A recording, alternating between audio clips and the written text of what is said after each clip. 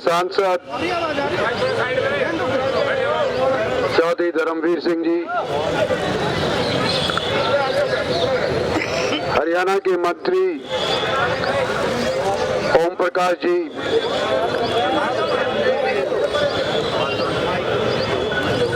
भाई मनीष मित्तल,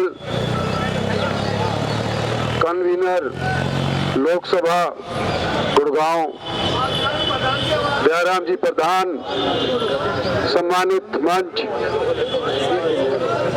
पहुंचिए।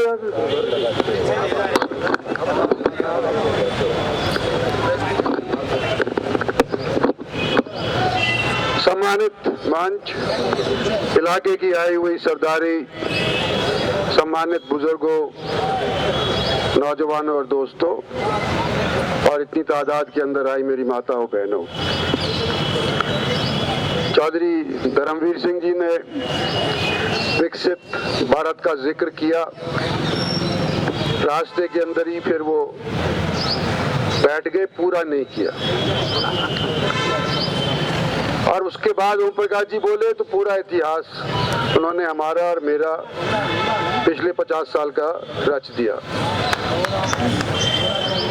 जो इन्होंने कहा वही मैं कहना चाहता हूँ, लेकिन थोड़ा सा फर्क है। इनकी बात को विस्तार देना चाहता हूँ धर्मवीर सिंह जी के, और ओम प्रकाश जी ने कहा उसके अंदर मातन हिल के बारे में एक जिक्र और फालतू में करना चाहता हूँ। हम हिंदुस्तानी विश्व के सबसे पुरानी सिविलाइजेशन कहलाई जाती है। अगर हमारा कोई मुकाबला करता है तो चाइना करता है, लेकिन चाइना के लिए भी अगर देखोगे, कोई आप में से वियतनाम गया हो, कोई आप में से कंबोडिया गया हो, कोई आप में से बैंकॉक और थाईलैंड गया हो, इस एरिया को क्या बोलते हैं? इंडो चाइना, क्योंकि इंडिया वहां पर पहले पहुंचा था और चाइना वहां पर बाद में पहुंचा। तो हमारा अगर इतिहास देखा जाए तो चाइना से भी अव्वल नंबर है। और हजारों साल तक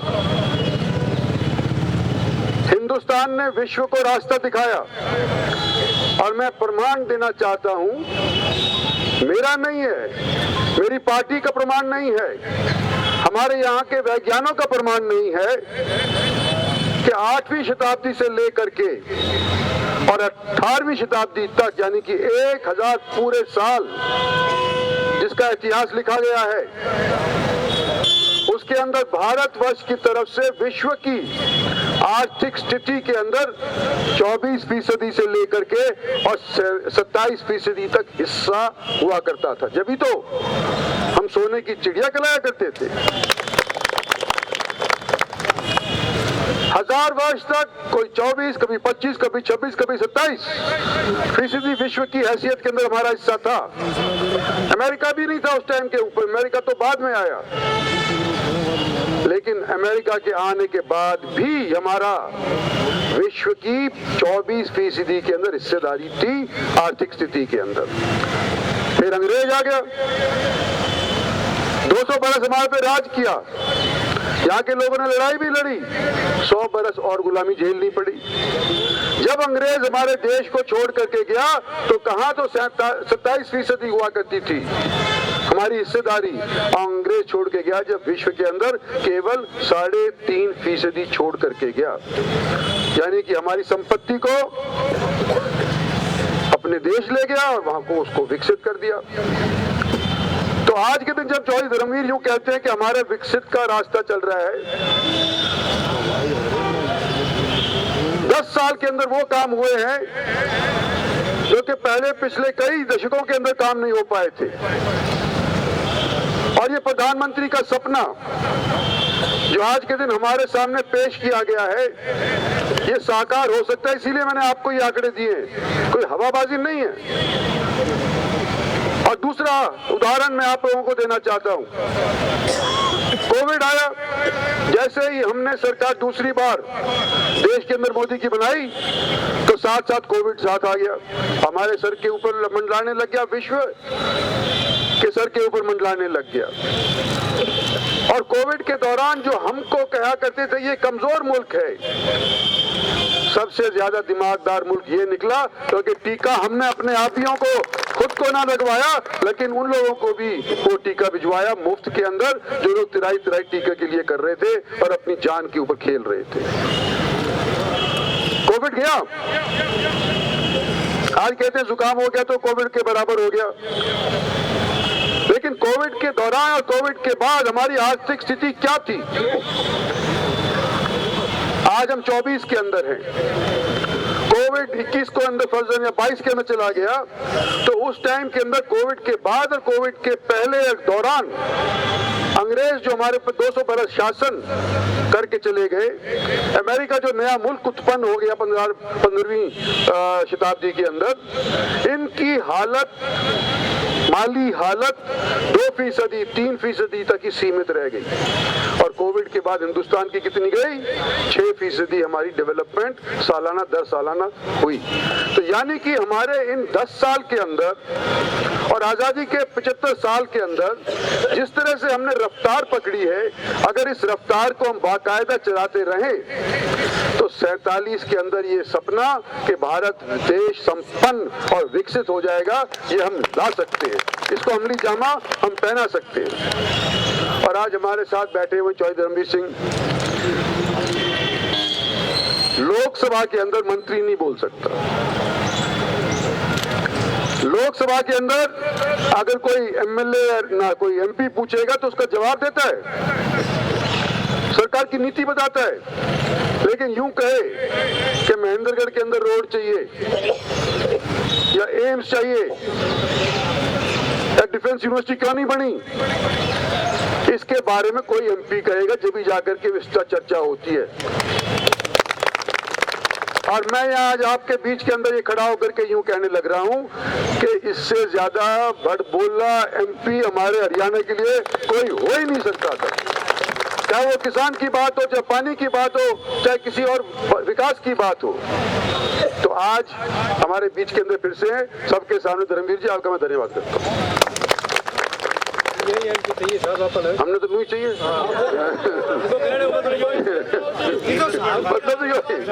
लक्ष्मण की जोड़ी चाहिए थी सबको।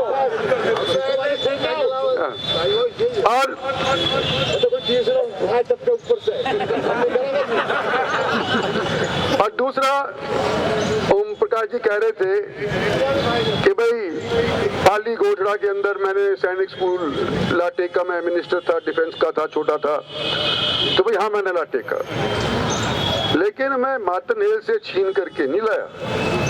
मातन हेल के अंदर भी आज के दिन हमने मंजूर कर दिया एक सैनिक स्कूल, वहां पर भी बनेगा। हमारे पहले क्यों बना कि सबसे ज्यादा एक्स सर्विसमैन और सर्विसमैन हरियाणा के सबके 22 जिलों के अंदर भांप लो, सबसे ज्यादा रेवाड़ी के अंदर है। नू हमने पाली गोठड़ा लेकर आए थे, वो आंकड़ा पेश किया जब हुआ है। आज के दिन हम नारनौल वाले, महेंद्रगढ़ वाले, हरियाणा का एक छोर, एक नीचे वाला छोर समझा जाता है, ना पानी पहुंचता है, ना सड़क पहुंचती है, ना नौकरी पहुंचती है। ये हमारा हमेशा रोना रहा है। अभी मास्टर ये कह रहा था Dinesh, dedicated rail freight corridor का जिक्र किया, 2.25 लाख करोड़ रुपए इसके अंदर खर्च हुए। रेलगाड़ी चलेंगी, मालगाड़ी चलेंगी, पैसेंजर गाड़ी चलेंगी। जो रोड के ऊपर रोजाना हादसे होते हैं, नया नया बालक शादी ब्याह करके आया, अपनी मोटरसाइकिल खिंचा रहा है और ट्रक के साथ इसका एक्सीडेंट हो जाता है। जय हिंद। अगर माल रोड की बजाय अगर मालगाड़ी से जाएगा तो हमारी सड़कें यूं की यूं रहेंगी, टूटेंगी भी नहीं। हमारी मंशा ये है कि आने वाले समय के अंदर रोड सरपट दौड़े और उस पर कोई एक्सीडेंट ना हो, बढ़िया सड़क बनाए। और उसके क्या फायदा है कि 100 किलोमीटर उड़े और सोने पड़े, दोनों साइड के अंदर उसके ऊपर इंडस्ट्रीज लग सकती है। ये भी प्रावधान है, ये भी नीति बन चुकी है, भारत सरकार की तरफ से नीति बनी है कि डेडिकेटेड रेल फ्रेट के दोनों साइड के अंदर ये इंडस्ट्री खुलेगी। और वे हरियाणा सरकार का ही बता देता हूं। लोग कहते हैं कि हरियाणा सरकार कुछ नहीं करती, मेरे जुम्मू जड़ देते। हरियाणा सरकार ने नौकरी के विषय के अंदर ही बड़ा अच्छा कदम लिया कि जहां पर भी इंडस्ट्री खुलेगी वहां पर स्थानीय लोगों की हिस्सेदारी फीसदी तय कर दी यहाँ पे हो। लेकिन वो हाई कोर्ट में अटक गया, उसके ऊपर ना मेरा बस चलता है ना किसी और का चलता है बस। तो वो प्रावधान अभी तक निलंबित है, अमल में नहीं आ पाया। और तीसरी बात जिसका मैं जिक्र करना चाहता हूं, भाई सेहत का। जब बीमारी आती है तो यूं नहीं पूछती कि मर्द क्या हूं कि वीर क्या हूं, जवान क्या हूं कि बुढ़े क्या हूं, आती है और पैसा खर्च हो जाता है। अभी ये जिक्र आ रहा था इसी मंच से, ये बात कर रहे थे पता नहीं कौन से स्थान की, कि जब वहां की बात हो रही थी गुड़गांव के अंदर मैदान था, कहते मेरे भी एक याद है कि बाप बीमार हो गया और बेटा यूं कहे कि मैं तेरा सपोर्टर, मेरा बाप तेरा सपोर्टर, मेरा दादा तेरा सपोर्टर, पीढ़ी दर पीढ़ी हम तेरे सपोर्टर। और जब मेरा बाप बीमार हो गया तो मैदानता के अंदर मेरे बाप को दाखिला नहीं दिलवा सकता। मैंने कहा भाई ये तो अच्छा बोझ डाल दिया मेरे ऊपर, तो दिलवाना पड़ेगा। तो भाई मैं वो त्रियन नाम के डॉक्टर साहब होया करें जो मतलब उसके मैनेजर हैं, तो मैंने बातचीत करके बाबा को मेडिकल अस्पताल के अंदर दाखिला दिलवा दिया। और फिर उस बेटे का फिर फोन आया कि तूने दाखिला तो दिला दिया पर मेरे बाप को घर से उठा करके ले चल। क्यों? क्योंकि वो जानने तैयार ही नहीं है।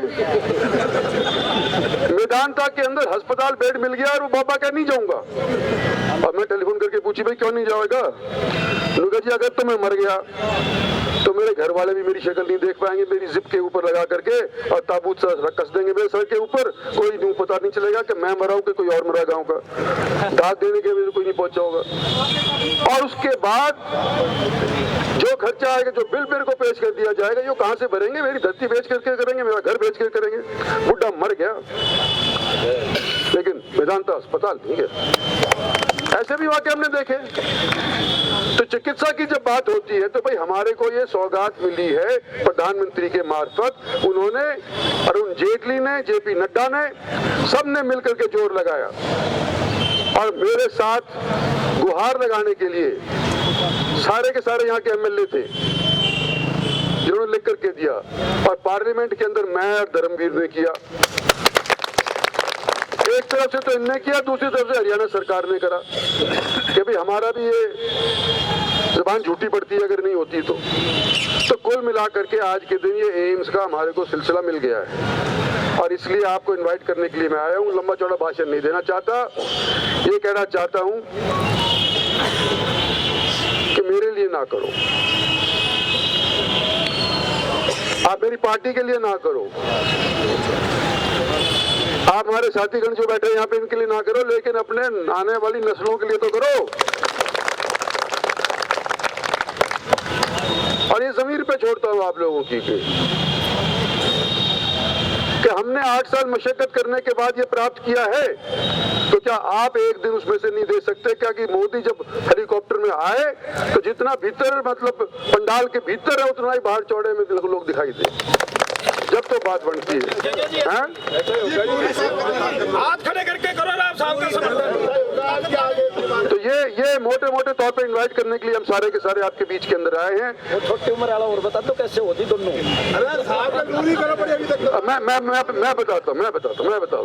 मैं बताता हूँ। मेरा जन्मदिन हुआ कल,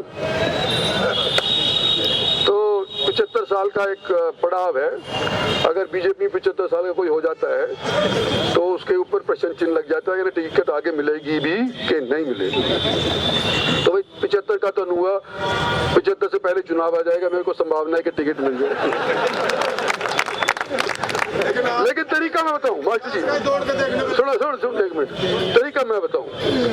अब तुम उल्टी गिनती सुनिए ना, हैं? तो 74 के तुम 47 का, तो मैं 47 वर्ष का हूँ, काम चल जाएगा। 47 वाला दौड़ के देख लो। दौड़ के देख लो। तो ठीक है, यही मोटी मोटी आपसे बात करनी थी।